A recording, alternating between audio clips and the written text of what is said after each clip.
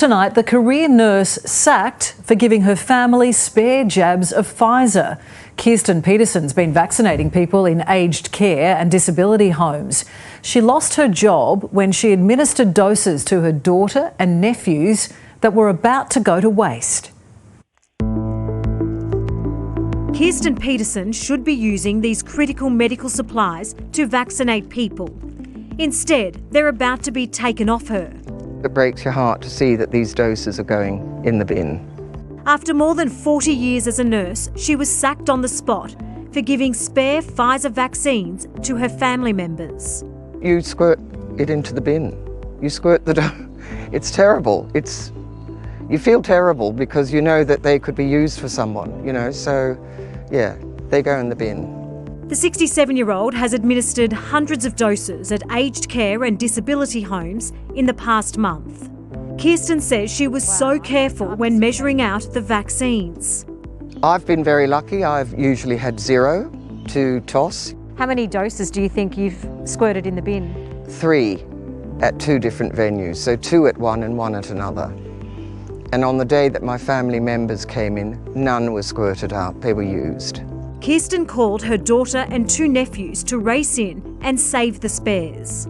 I've never opened a vaccine, and I never would, for those people in particular who are my family members. For anyone who would say you didn't have any right to give those doses to your family members, what do you say to them? These were spares that were going to be ditched. She thought she was doing the right thing, but her employer, Healthcare Australia, disagreed and terminated the grandmother's contract. I said, "Can I please have another chance?" And he said, "No." And I said, "Well, it's my only job at the moment." And he said, "Well, you've squandered it."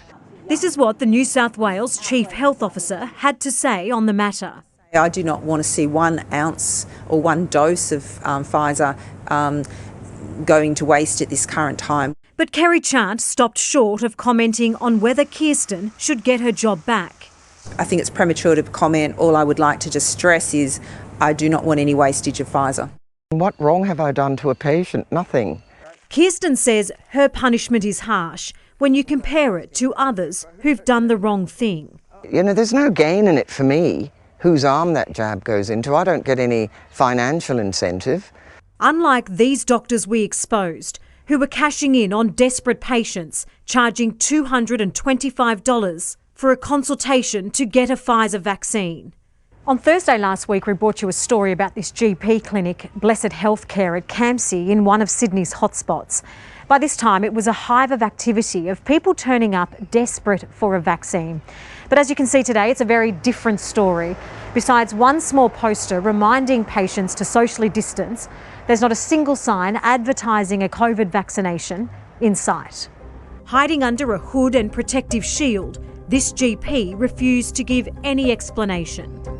Hello, Dr. Dimity from A Current Affair. It seems that you've taken all your signs down. Can you guarantee that you won't be charging your patients for a vaccination? Are you going to refund all of your patients that you charged? Were you aware of the government rules, or were you caught doing the wrong thing last week, Doctor? Federal health authorities issued this stark warning. We'll throw the book at them. And it seems the clinic has cleaned up its act. What we need are clear and fair rules. Industrial law barrister Ian Neal. At the moment, we don't have rules like that. We don't have clear and fair rules about who gets what vaccine, when, why and how.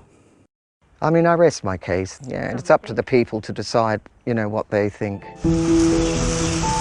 For the first time in 43 years, Kirsten finds herself stuck at home during a health crisis, instead of working on the front line to help the country get back to normal.